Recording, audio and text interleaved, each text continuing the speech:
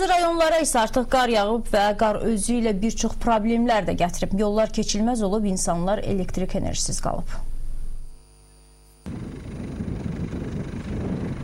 Gecədən başlayan qar Şəmkir-Gədəbəy yolunu bağlayıb. Şəhər vaxtı ağır tonnajlı avtomobillər istisna olmaqla yolda hərəkət tam iflic oldu.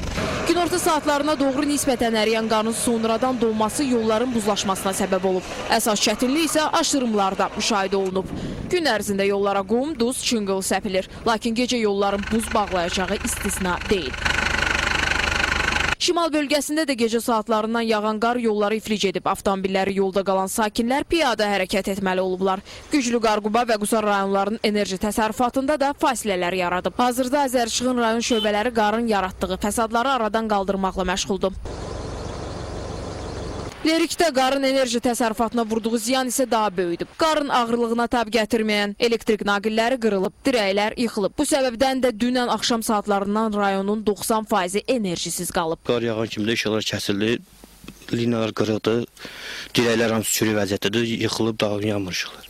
Qar yağır, bir bazı külək olan kimi işıqlar kəsilir.